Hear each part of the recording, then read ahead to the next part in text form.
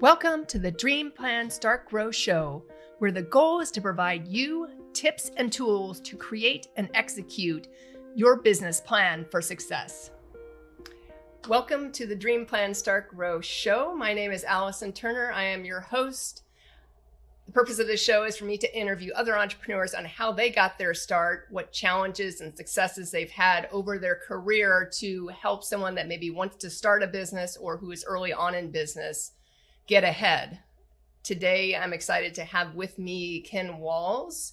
I know he has his own podcast, Breakthrough Walls. I know you also own a marketing company. So how long have you been doing the marketing side? Oh, well, first off, thank you for having me on today. It's an honor and a privilege. So I've been doing a long time, 30 years probably, I'd say. I started doing computer stuff when I was 11 years old, and I'm 54, so do the math there. But I had a Commodore 64C, self-taught basic computer language back then at 11 years old. And I've just always kind of been obsessed with technology and how to market a business via technology. And so in 2002, I started freelancing, doing marketing and web development and stuff. But I built my very first website in 1994 for a business I owned. So what was that on? I know WordPress wasn't around back in that day. So no, it was all hard-coded HTML. I remember the editor I used. It was an HTML editor called Hot Dog. And that's where it all started. Then I went to Microsoft Front Page, and then from there, and I used WordPress for a long time, and now I don't use that. But anyway, yeah, I've done it for a long time. Seen a lot of changes. I know it seems to change every minute. But I'm sure you've really seen all the changes since you started so early on. So was that the first time you went out on the entrepreneurial journey? But you said you built a website for a different business back in '94. So it sounds like I've been an entrepreneur for most of my adult life. I mean, I've owned so many different businesses over the years. Some succeeded, some failed. Most failed, I should say that, and some succeeded. It's the entrepreneurial journey. I think we all have this crazy expectation that we're going to go into business and immediately become multimillionaires and change the world. And that doesn't happen. Generally, that generally is not the way it goes. But you learn. That's the only way to learn is to fail. I don't know of another way. You gotta do the push-ups to get the result. So, right. Yeah, I got into sales. Well, back up to when I was 18. Just out of high school, did not graduate high school. My senior year, they said, you didn't get a biology credit in 10th grade. And I said, well, because I hated biology. What's the point of it? And so I tried to negotiate. I'm like, come on, man, I'm never dissecting a frog again. Just give me the diploma. I aced trigonometry and calculus and algebra, and they're like, no, you got to have biology. And I'm like, well, that's stupid, and I'm leaving then. So I left and never looked back, never got a GED. I always felt like the GED was an admission of failure or something. But I've employed lots and lots and lots of college graduates over the years. So it really comes down to desire. how bad do you want something, and how much effort are you willing to put into learning the craft. I am 100% self-taught on computer programming, web development programming, web application stuff that I can do. I read, I study. I mean, these books back here, you can't see all of them, but I have read, I don't even know how many books I've read. I've read a lot of books. And I constantly am reading. Every single day of my life, I'm reading and discovering new stuff and researching and learning. And I know that, I'm not the smartest guy in the world, so I'm going to have to, work harder than the average person to get there. And so I remember back, I worked at the Honda factory at 18 years old, building cars, Honda cars in Ohio. And I remember after about 2.5 years, how much I hated it. There was not a window. Like you go into this place, there were no outside windows. You're on an assembly line working like a dog, and like it just didn't, it never stopped. It was just go, go, go, go, go for 8 to 10 hours a day. And one day I had injured my back, and I walk up to the guy that was a family member actually, and I said, I can't do this job that y'all put me on. It's killing my back. And I'm 20 years old, or 21 at the time. And he's like, quit your whining and get back to work if you ever want to make it into management here. And I'm like, what? I don't want to make it into management that bad. So No. I said, you know what? I don't want to do this anymore. I quit. And he goes, what? You can't quit. This is Honda. And I remember, like, because everybody that worked there, it paid better than the union automakers, right? I mean, it was just an incredible, like, it's the job to have if that's what you want to do.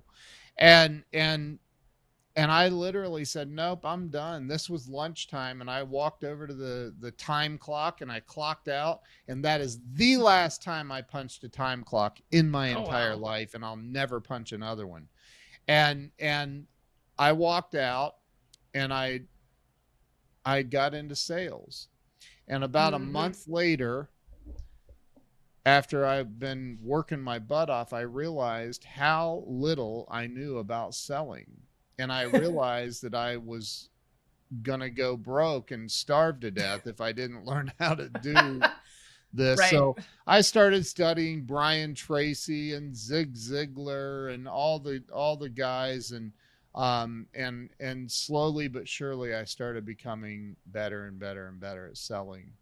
And it was within a 1.5 years or so that I opened my own detail shop. I had a detail shop detailing cars, using my experience from Honda, my marketing abilities that I had picked up, and my selling abilities. I built a pretty good sized business. And, along the way, I realized that I had become years before, but I realized that I had become an alcoholic. And so life was crazy for me. I mean, absolutely crazy. And it was all self-deprecate. I mean, I did it to myself, Self-inflicting, huh? Yeah, so there you go. And self-inflicted wounds. And so I decided that after losing that detail business and temporarily worked for a company, I wasn't a time clock puncher though. I was the manager of the company, and I ended up getting into the satellite business, became DirecTV's largest dealer at one point in the United States, and did thousands upon tens of thousands of those little satellite systems for DirecTV and Dish Network and Prime Star. did the giant 7 and 10-foot satellite dishes Oh, all over West Virginia, Kentucky, Ohio, Pennsylvania, and made crazy money for being in my mid 20s, millions and millions of dollars, and wow. drank it all away. Drank it all away, all of it. And every relationship, every friendship, everything that I had going on in my life, I was just destroying. And of course, this almost sounds cliche, but I didn't know how messed up I was. I just didn't know. I mean, I had an inclination that, this doesn't seem normal. There were times where I would have these these moments of clarity, like, wow, this feels really not normal. Um, but eventually I after losing all of that, moving to Seattle, because it was Different I place, mean, it's going to be different. yeah, right. I think that's called a geographical cure. Yeah, And exactly. so I lived in Seattle. I ended up becoming homeless in Seattle. And I mean, the problem with me was, Allison, I was I had become VP of sales for this giant company, and a billionaire owned it, and he questioned, why do you come in at 11 in the morning and leave at 2 in the afternoon, and then you don't answer your company's cell phone, you turn it off, like what's going on? I'm like, how dare you question me? I was so arrogant. I was, and so I quit that job, and then I became homeless for a while. And I mean, life was a train wreck.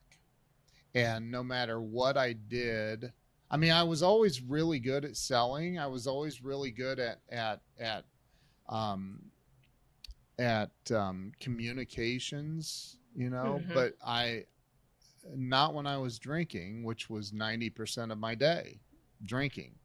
So I ended up coming back across the country, back to Ohio, and at 34 years old, I surrendered, and I went and Hmm. got help, and started attending a 12-step program, and I got sober. And that was more than 20 years ago now.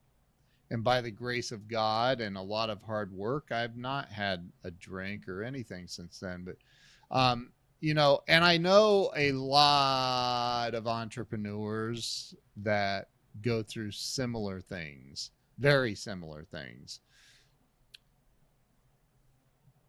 It's it, Being an entrepreneur is not easy. Owning a business No. it's just not. There's Well, challenges. challenges. There's There's pressure. There's, insecurities. yep. We all Second guess have them. yourself. Yeah. Yeah. Yeah. Well, and I Yeah. think that's the challenge. I mean, I have some family members that are all in recovery, and so they've been Yeah. sober for various amounts of time.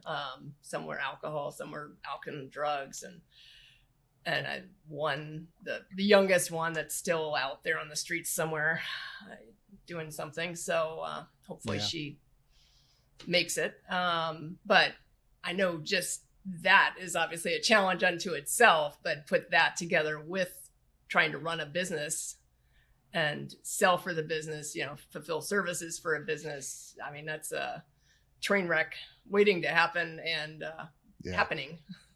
It's no bueno, as they would say. I when I finally surrendered, and I realized that I had to deal with people without any anesthesia, i.e., alcohol. I remember hearing this acronym for the word sober. And I don't know if I'm allowed to swear on here, but That's fine.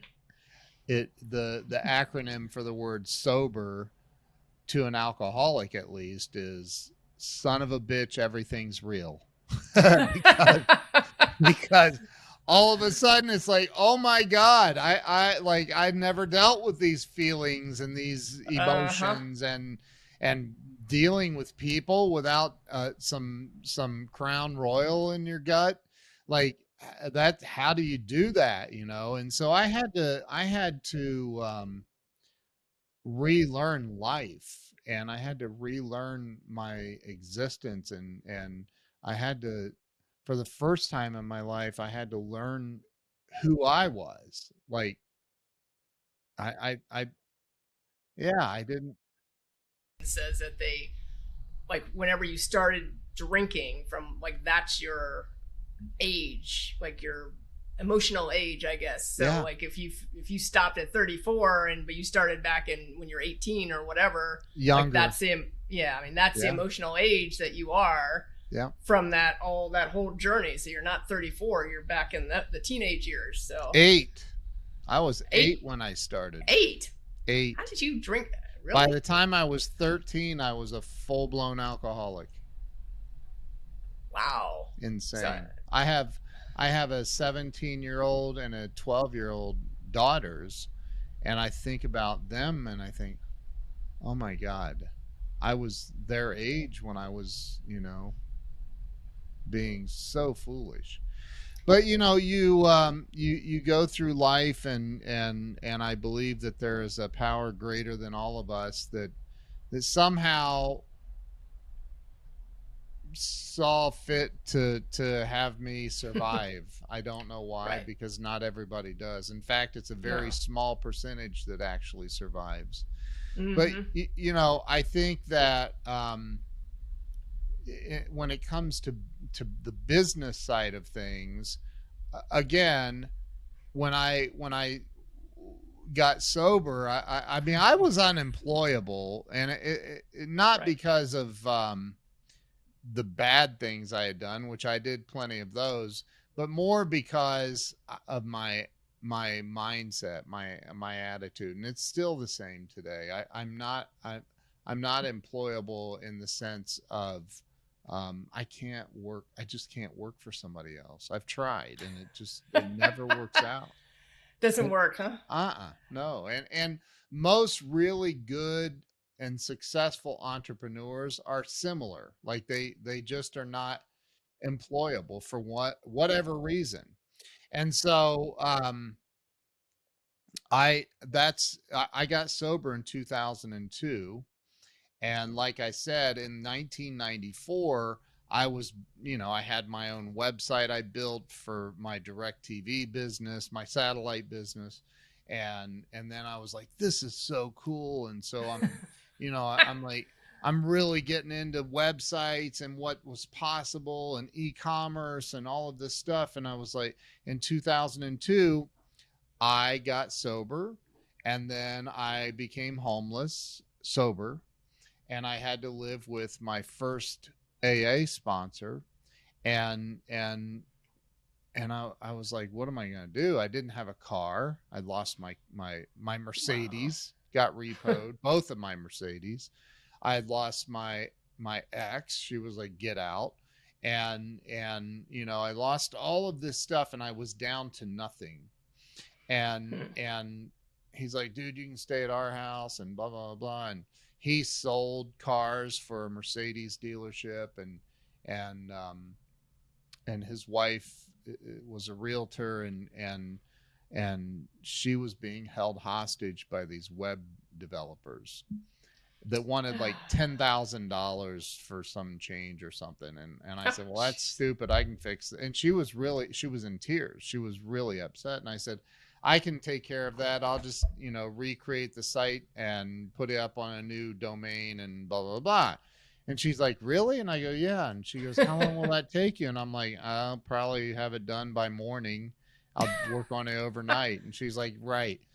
Next morning I had it done, and she was blown away, and she gave me a couple $1,000, and I'm like, no, I'm living at your house. She's like, I know, I'd give you more, but I'm like, just no. And so they forced me to take this money, and I'm like, okay. And then he's like, hey dude, you know what, our Mercedes dealership needs a website. Why don't you come over and meet with the president? And I went and met with the president, and I'm like, you guys aren't even in Google. And he goes, what's Google?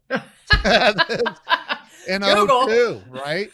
And so you know, it just started turning into referrals, and so I've done that stuff since 2002. I started my company in 07. But I freelanced for years, and you know, along the way in 2014, because I'm always looking, just like you and every other entrepreneur that's worth their, you know, anything, they're always looking for the next level. How do I get to the next level? How do I you know, make more money? How do I help more people? How do I make a greater impact in the world? Those are questions I'm constantly asking myself. Yep. And 2014, a buddy of mine calls me, and he's a detective with the sheriff's office, and he says, hey, I've got a friend that needs a job. I said, okay, what is he in law enforcement? No, he's a former Marine. And I go, okay, well, what's he want a job doing? He's like, well, I don't know. I mean, I go, well, okay, what do you want me to do about it? And he's like, well, I was wondering if you could hire him. I'm like, for what, dude? Like, what did he do in the Marines? And he's like, he was a sniper. And I'm like, I don't need anybody killed. Like, what am I gonna hire this guy for? He's like, sales or something. I go, oh my gosh. Okay. So I talked to the guy. He had no experience, but he had a great personality. I said, all right, I'll hire you, and I'll start you out on a little salary base, and you learn how to sell. And he's like, well, where do I learn that? And I'm like, let's go to YouTube. Let's look up Zig Ziglar videos or Brian Tracy or whatever. And I come across Grant Cardone's videos. Yeah, hey man, and 10x right I here. see the 10x rule. Yeah, I've seen it every time you pick it up. And I come across the Grant Cardone videos, and I'm like, who is this dude? I'd never heard of him. And so I'm like, okay, this is cool. So I ended up buying Grant's sales training for this guy, and I bought it for the whole company, and spent, it was like $1,000 a month or something, and I ended up looking, because I did SEO on websites, and so I look up sales training, and Grant is nowhere to be found. I'm like, Grant is like freaking amazing. Like, why is he nowhere to be found? So I call the guy at Grant's office that sold me, and I said, hey, Todd, I need you to transfer me to Grant. And he said, no, I'm not doing that. I'm like, why? And he's like, because I don't want to get fired. I like working here. And I go, well, I spend $1,000 a month with you guys, man. Get Grant on the phone. He goes, no offense, but Grant could drop $1,000 on the ground and not even care to stop and pick it up. Like, right. I go, how's that not supposed to be offensive? So like, that was offensive. But he said, look, man, you're going to have to figure out another way to get on his radar. And so I said, okay, fine. So I knew that Grant liked red wine, and I had a client that did custom labels for red wine bottles. She made her own wine. And you could do a custom label bottle of wine. And so I had my graphic designer make up a label for Grant Cardone, the 10X, the world's favorite 10X family or something, with Grant and Elena and the kids, and had to put on these bottles of wine. And then, long story short, I sent my assistant to Miami to deliver these bottles of wine. And Grant called me that day. Out of the blue. I mean, it blew me away. And I'm like, wait, he's like, is this Ken Walls? And I'm like, Grant? And he's like, yeah, man, hey, this is the classiest thing anybody's ever done, and blah, blah, blah. And I'm like, wow, that's so cool. And he's like, if there's ever anything I can do for you and your family, you let me know. And I said, actually, there is. And he's like, what's that? And I go, well, I was Googling sales training, and you're nowhere to be found. And Dale Carnegie is #1, and he's dead. Right. And Greg goes, and that shit pisses me off too. Can you fix that? I said, well, I can certainly, make an effort. He goes, let's meet. Let's set up a meeting. So I met with him and his COO and Jared Glant and I worked on Grant's website and SEO for a couple years, and he does it all in house now. But, I started, So he's gotten bigger, so now he can drop the $1 million bill on the ground and not care. He's gotten huge. And, but I look at Grant, and Grant's a friend of mine, and he's a good dude, and he's a mentor of mine. And he's, I look at what he has done. And I remember sitting in his office. It's a long story, but I won a trip on his private jet in those back in 2014, 15. But long story short is I went to Miami, and I'm sitting in his office. He spent 3 hours with me one-on-one. Wow. And he said the most magical words I think anybody's ever said. He said, first, he said, what do you want? And I said, I'd like a private jet someday, I wouldn't mind having that. And he goes, okay, how are you going to get there? I said, I don't know. I was hoping maybe you would let me know how that works. Give me the clue. He's like, he goes, he says, well, let me ask you a question. I won't drop the F-bomb, but he said that in there, but he said, what are you hiding from? What are you hiding from? And I said, what are you talking about, man? We're in your office. There's windows everywhere. I'm not hiding from anything. He goes, I'm talking about like online on your social media. Like if I wasn't your friend on Facebook, I wouldn't be able to see your posts. And you're posting once a month, or you're doing like what are you hiding from?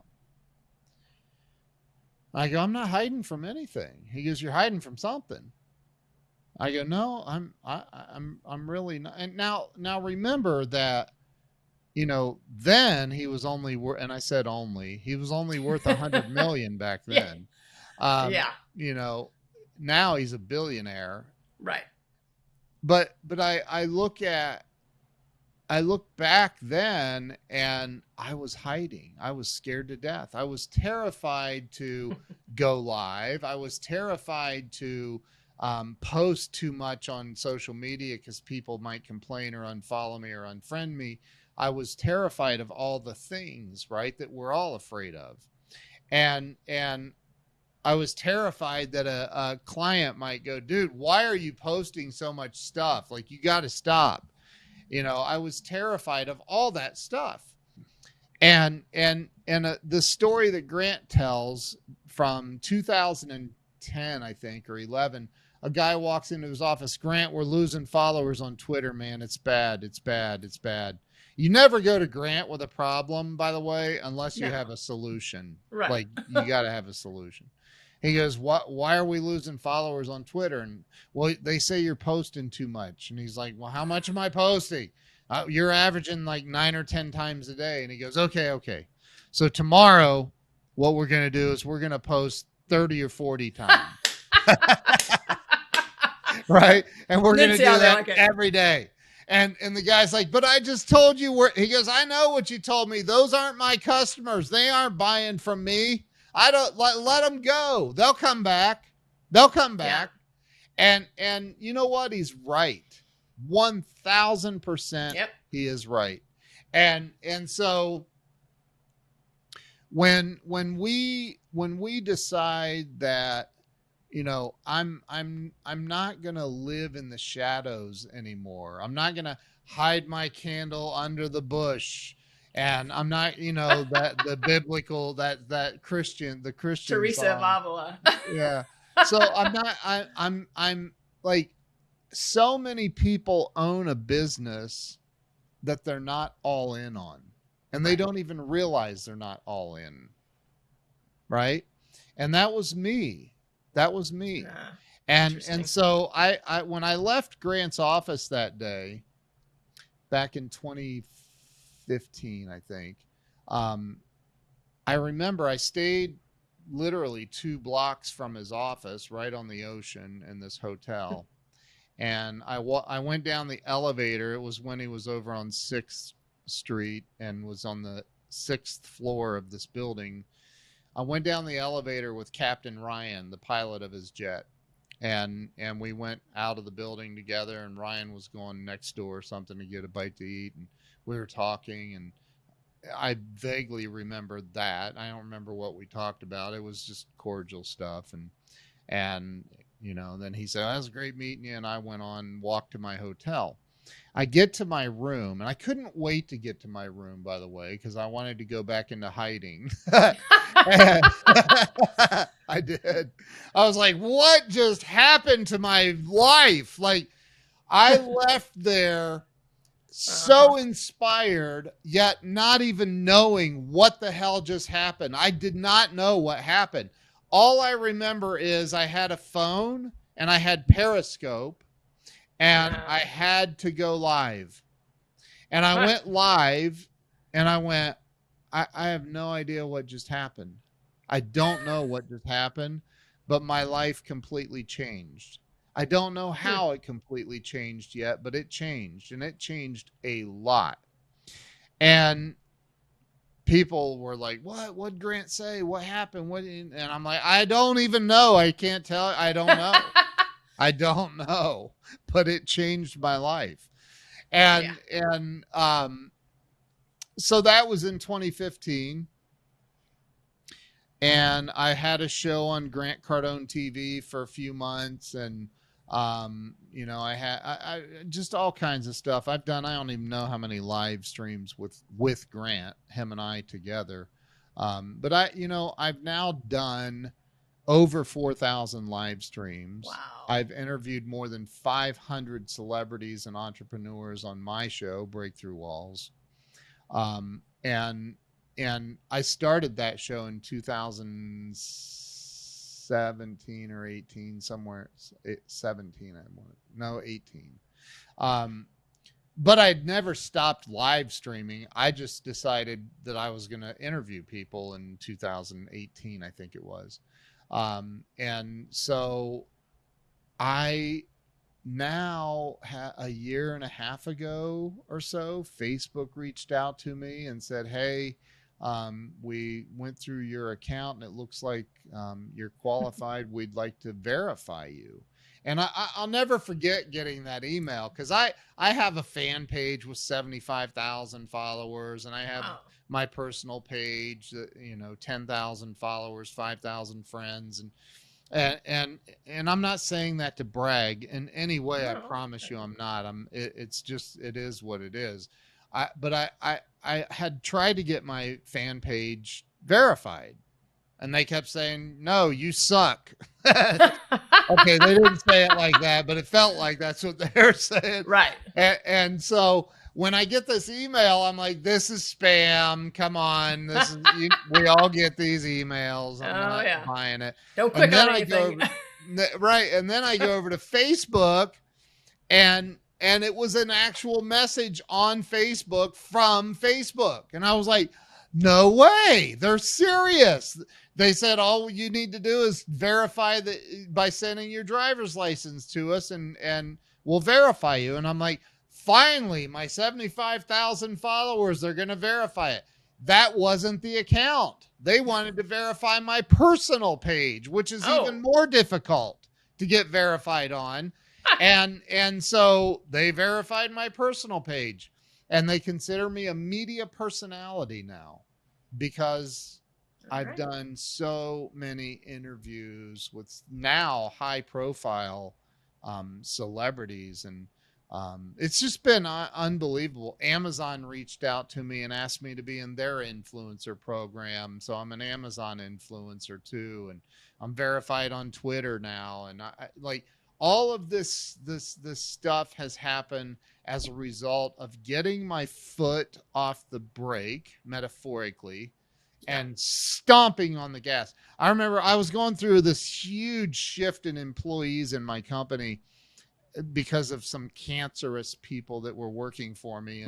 And Grant's like, you need to cut them loose, get rid of them. I'm like, dude. And this one, him and I used to talk on the phone once in a while, and he heard about this really bad person leaving my company. And he called me up and said, congrats, man. That's awesome. Now you can hire the right people. Have a good day. Boom. That's how he is, though. And I'm like, dude, like this was a key person in my company that I had to get rid of. And I'm like, okay, but in the meantime, hell is raining down on me because all of my people are gone. And he's like, good, man, good. You can handle it. You got it. It was crazy. But, I think so many of us, even entrepreneurs, we get so caught up in our minds and our heads and the problems and the challenges that we forget that our position in life is to create, make a positive impact in the lives of other people. And so we forget that. We forget that we're here to really make a difference. We get caught up in all the minutia and we forget that. And I've been there. I've forgotten it. And I don't as often anymore. Now, if I start getting into a little funky funk thing, I just mash the gas. But I think the more you have clarity in where you're going, the easier it is. I mean, I know last year we lost a client at one point, and they were a decent sized client. And, my normal reaction would have been like freaking out of like, oh crap, I've got to like replace this income right away. This pays for this, like all this stuff, which, I had the brief moment of that. Yeah. Cause literally the guy like did it like a day before it was supposed to be billed. So literally it was like that. And then I was like, you know what? This actually opens the door for the ideal client to come in. So that's okay. Like you guys can go on. And I mean, that's probably the first time like I felt that way, where I was just like, okay, it'll all work itself out. Like have that faith that, the clear vision like is driving it instead of the, oh my God, I got to pay this bill, or I got to do this, or I got to do this. And, I think the more clear entrepreneurs can be on what their mission is and not do everything that they don't want to do. Yeah. Maybe, but because it brings a paycheck in or brings a client in that's going to pay this bill or whatever it is, then that happens where you can stay focused and keep going forward. I think, also, and I agree with that. I think that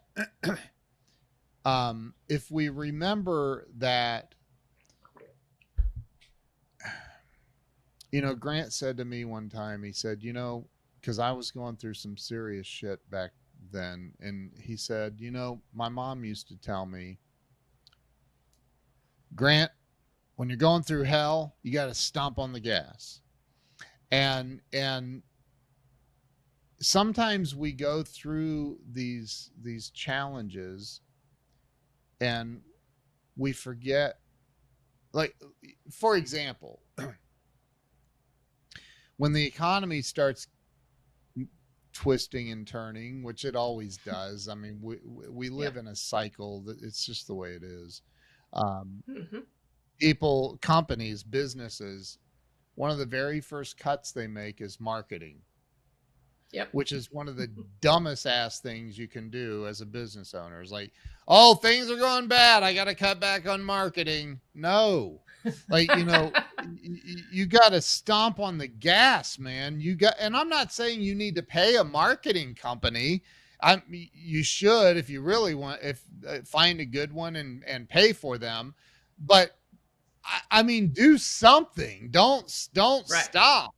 Like that's almost like an insurance policy that you're gonna die as a business, because you've got to just keep creating. You've got to keep creating. You can't stop creating, especially when things are really starting to turn the wrong way, in the wrong direction. That just means you got to get more attention, because they cannot ignore you forever. And to think that everybody's going to say yes and write you a check is just not realistic. It's not realistic. No. So you got to learn to just mash on that gas pedal and go. Well, it's being persistent. It's pushing through when the challenges arise. And I think that is one of the things I know, especially new business owners. And obviously you talked about some of your own journey in that arena as well. You know, new business owners, that's where they are, is like, oh my God, they left the box of the job description of whatever company they worked for. And now they got to create their own job description and create their own business and create everything. Yeah. And they're overwhelmed. And that's where, the ones that are successful more quickly can do that, exactly what you were saying, like jump on the gas, whatever that is for them, whether it's like they were taught that, whether they have it innate, whatever it is, and then the rest of us go a different direction. I mean, that's how I was, was like, I never would have started. I started this company as a consulting company with a business partner. I would never have started a company on my own, ever. Right. She was the one that was like, yeah, let's do this. And I was like, okay. I was along for the ride. I was like, all right. And then when we figured out we couldn't work together a couple of years later, we were just like this, and when you're 50-50 owners, that's not a good thing. No. Yeah.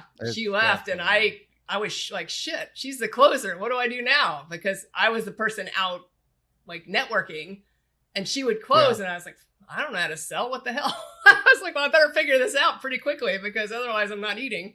So, yeah. So, yeah, true. I think you figure it out as long as you have the resilience, and keep pushing through, find the accountability partner, find the, people you can talk to that are in the same, doesn't even have to be the same arenas, but other business owners, for support and things like that. Because I think you can always, like you said, learning earlier, and how important that's been in your life. But learning, whether it's through books, whether it's through conversations, whether it's, whatever it is for you, how, YouTube, podcasts, all this now is opportunities to learn.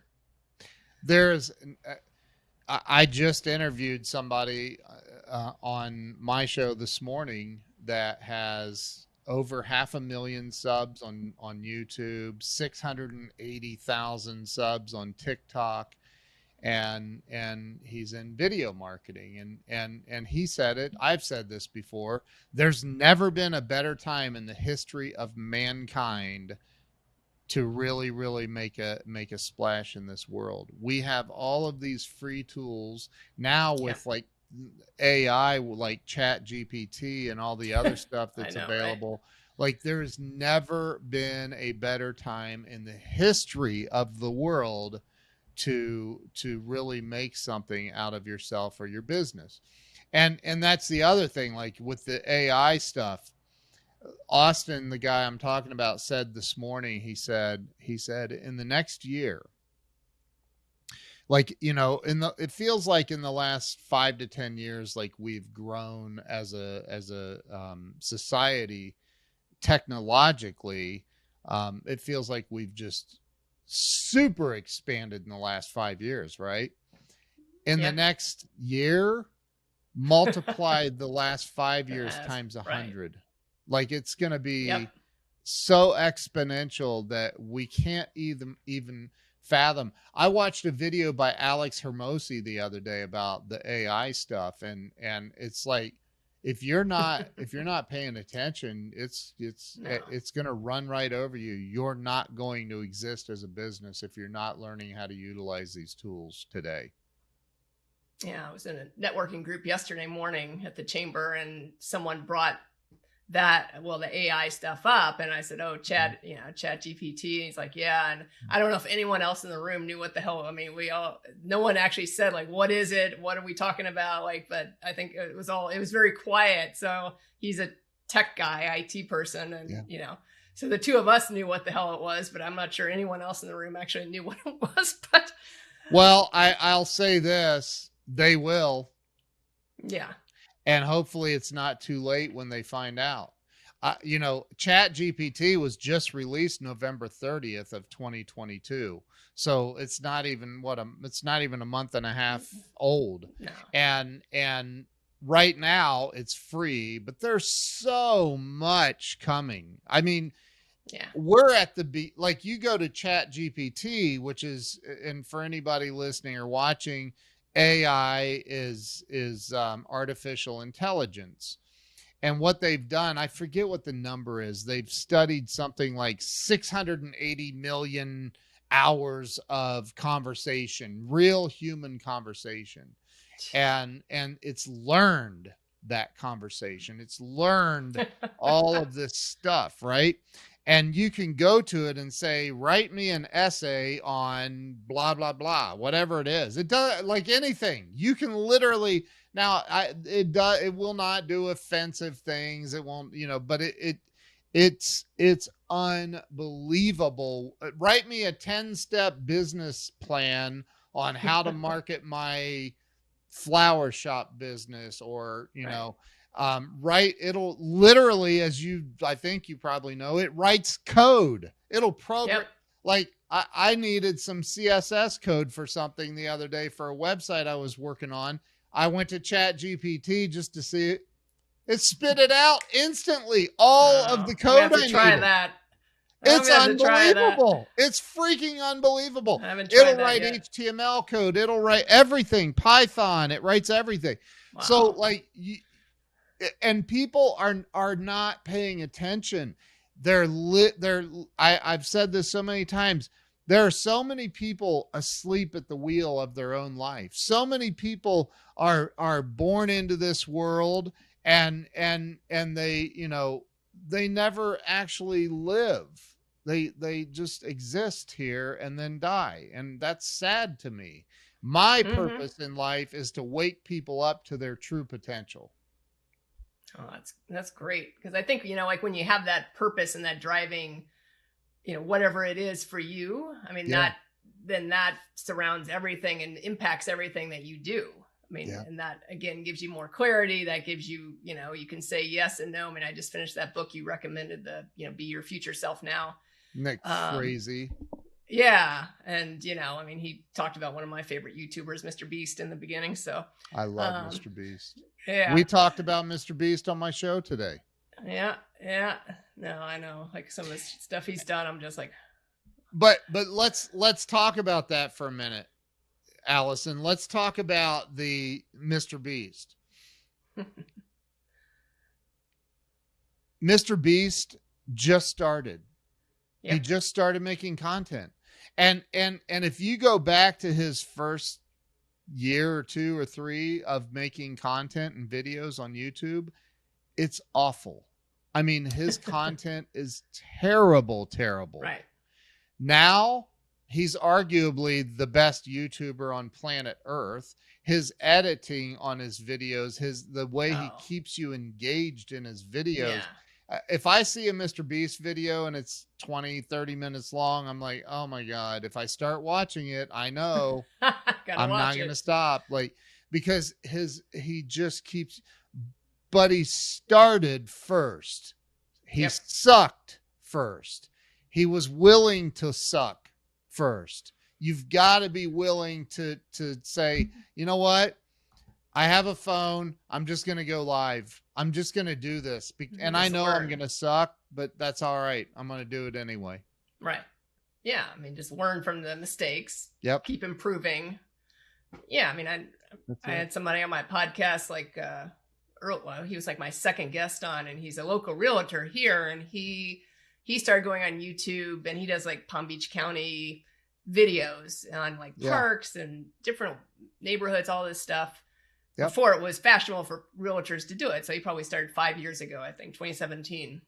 I gave him his first lead in real estate like 10 years ago, like a rental property. And like when he first was getting into real estate. So I've seen his whole career. So last year he's like, or no, I must have been 2020 because I interviewed him in the beginning of last year, or 2021. He said like 90% of his leads for 2021 came from YouTube.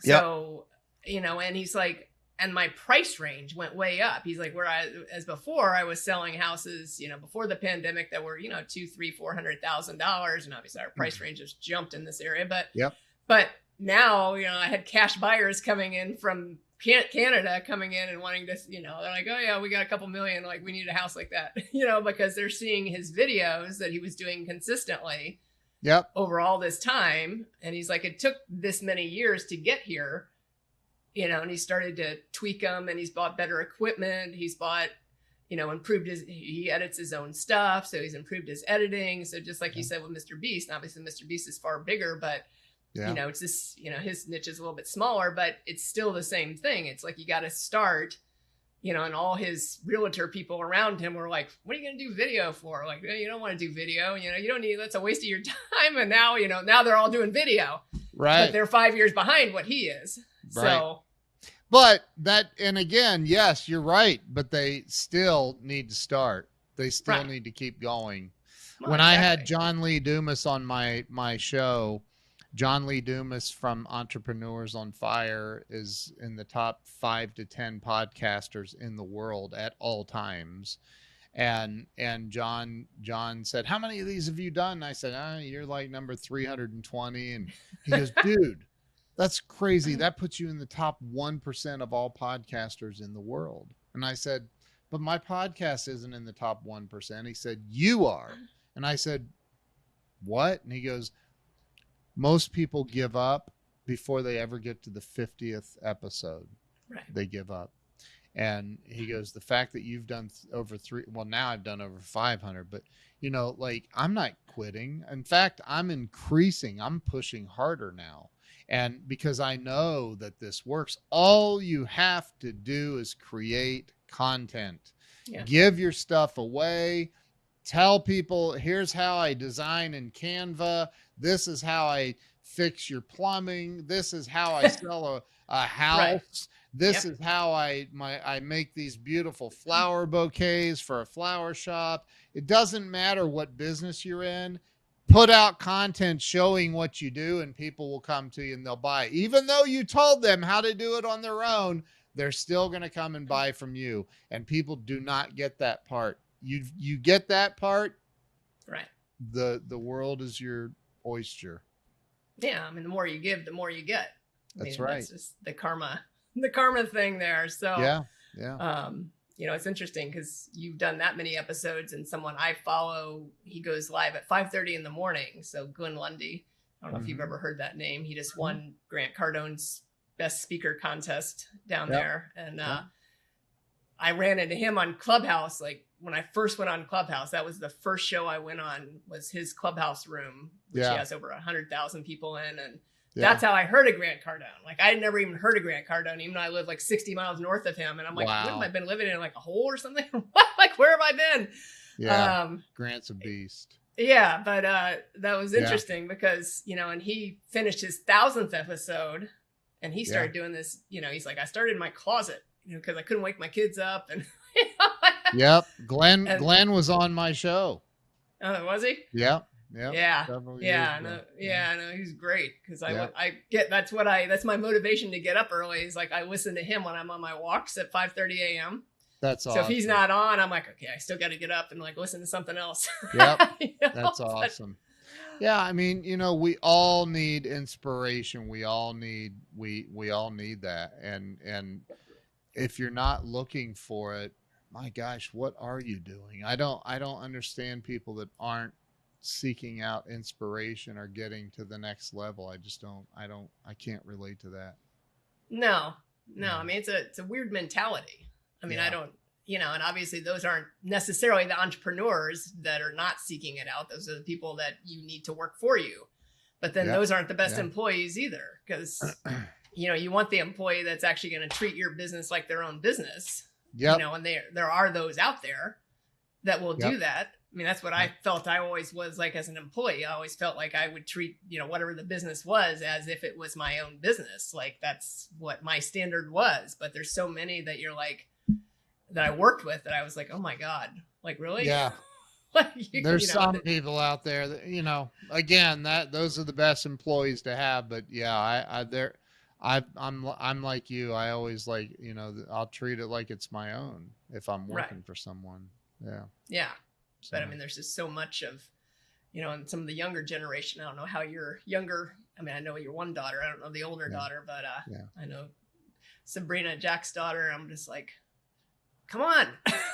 Like, and I'm trying not to be overbearing because I'm like, you're young. You got all this like in front of you. Like, you've got the stuff that we didn't have like when we were your age, like YouTube and all this stuff. I mean, because you always just share stuff of, on social media. I'm like, why don't you create your own stuff? Yeah. You want to be like a cook and chef and things like that. And she's an awesome, cook. And I'm like, you want to start a catering business, but you need to be on there too, not just show the food. Yeah, but I think, one of the things that's really cool about it is, I'm 54. It's only been in the last 3 or 4 years that I really started hitting a decent stride. And I still feel like I haven't done anything, And Grant talks about, he didn't really start hitting his stride until he was 55 or 56, Yep. Pain, I wrote this in my first book. Pain is the predecessor of all wisdom. And I look at not all, but a lot of our younger generation is lazy. They're just not working. Yep. And here's the thing. Hunger has a funny way of making you go work. And eventually the money train runs out. Eventually the economy resets itself and the good times eventually become bad times. And the only way to make them good times again is to work and create. And so it'll reset itself. The younger generation, they'll get it. Eventually they're going to have to. There's no other choice. Like there's no other option. You have to get it eventually or you'll starve to death. Yep. No, that's so true. And I think they're first, her and her boyfriend are finally maybe a little bit. I mean, we're not there yet, but how old are they in their 20s? Oh, she's 18. He's 21. So it's that age group. And I'm like, but you know what? At 18, we all knew everything. Well, yeah, but certain people enable other people, and so Yeah, I get it. I'm not that person, but my other half maybe. I get it. Like, quit saving her. You gotta put some ultimatums down, and then something will happen. So but it's hard not to save your own kid. I know. It's not impossible. It's so difficult. Right. Yeah. No, I get it to some degree. I mean, I don't have my own biological, I have fur kids, but I don't have my own, human kids. Yeah. So I don't get it from that standpoint, but I'm like, you know what? If they're going to stay here, there can be rules in place because otherwise they can go find their own place and figure out how to pay the rent around this area. So I get it. Totally get it. Yeah. I get it. But, as we start to wind down, I mean, I know you've made some great points today about persistence, always kind of pushing forward. Some other things. I wrote some notes down. Play all out, keep learning. Yeah. So if you were going to give like one piece of advice for someone who wanted to start a business, and it doesn't have to be your kind of business, it could be any kind of business, that you've learned along the way, maybe that you figured out early on, like what would be that one piece of advice? Create. You've got to create. I've already said it. I don't, you could give me any kind of a business and I could say, okay, if it's a dental office, you're an attorney, which I have both of those as clients and a lot of experience with those industries. It's create. Yeah. Do this right here. Do a podcast, a live show. Do something where you are getting yourself out there. And think way bigger. Like Grant says, his biggest regret in life is that he didn't think bigger sooner. Yeah. And I look at that and I'm like, okay, I'm the same way. I didn't think big enough soon enough. And I didn't think like, okay, $1 billion is actually possible for me. I never thought that before in my life, ever. Right. I was like, oh man, I hope I can make $1 million someday. Well, now $1 million is like, what's that? Like, that's just not that. There's just so much more available. And I'm not talking about just money. You can't, people, that's something else. Grant says, yeah, this guy walks up to me after I give a talk one time and he goes, Grant, not everything's about money. And Grant's like, you're broke, aren't you? Right. Only broke people say things like that. So, but I mean, but it isn't all about money. It's not but you can't make a splash, a serious impact in this universe without money. You can't do it. And people are like, well, Mother Teresa did it. No, she did not. Mother Teresa had a lot of money and a lot of money backing her. So no, she did not make a splash without money. So you've got to figure out how to get more of that so you can make a bigger splash. And if that means you're a brand new business or you're thinking about starting a business, then all you have to do is pick this up and start recording. Put content out. Do it live, do it not live. If people say, should I do it live or not live? You should just do it. If you can do it live, that's better because you have the authenticity factor and audience engagement. But if not, then do something. Don't sit around trying. And Austin Armstrong said this today on my show. People are sitting around they're going to start once they figure out how to make all of it perfect. And that is the biggest problem. It's the biggest problem. You and I know someone like that, right? Well, a lot of people are like that. I know. I mean, I'm just saying someone closer to me. So yes. But you've got to start. Right. And you never know how many people you impact. And I think that's the biggest thing. Right. You talked about impact a minute ago, like, I know when I was doing, and I wasn't live streaming, I was just doing like quick 1-2 minute videos and I would film them. I'd be sitting on my porch after I come back from my walk. I'd have like, running clothes on or hat or whatever. Yeah. And I would post them and then I would have people like message me like, and these were just more like start your day off right. Things like that. Just more motivational stuff and not necessarily work stuff, but, and they'd be like, you don't know how much I need to hear that today, or you don't, and they wouldn't even like the video. So you never knew they actually watched the video until they actually messaged you. Actually, my neighbor over here for my office, at one point, she never, ever interacted. 0 likes, 0 interaction. She's like, I've been watching all your videos. I was like, okay, I got a stalker. And, and she's like, right. I stopped, she's like, I was so inspired because I stopped drinking back in February 21 and not because I had a problem. I just like found that it interrupted my sleep. It just like, I wanted to like get to that next level and I wanted to excel more. So I was like, you know what, I can just like lose it. Let me try without it for a while. And because everything interacts with, especially in Florida where there's happy hour everywhere. Right. You're like, well, let's go to happy hour 4:30, I'm right. Like, I need to like stay focused. And she's like, I'm going to like stop drinking and blah, blah, blah. And, she's like, I watched your video. And I was like, okay. But yeah, you never know who you're impacting and who you're, whether it's business, personal, like any of those aspects, because a lot of people won't interact with you. You never know who's watching. Yeah. You just don't. Yeah. So I agree. Yep. Yeah. Well, Allison, you're awesome. Thank you for inviting me to be on. No, thank you very much for coming. And, jumping on here. And if anyone had any questions for you or wanted to reach out to you, what's the best way to get in touch with you or find you? KenWalls.com.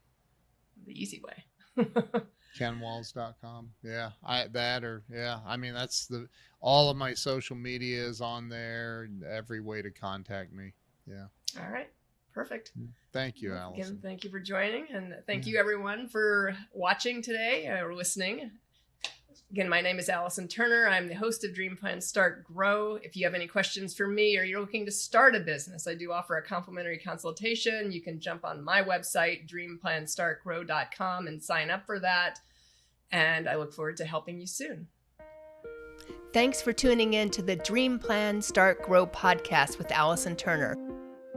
If you like what you heard, make sure to subscribe and leave a review. Join the Dream Plan Start Grow community by following us on Facebook or Instagram @Dream Plan Start Grow. See you in the next episode.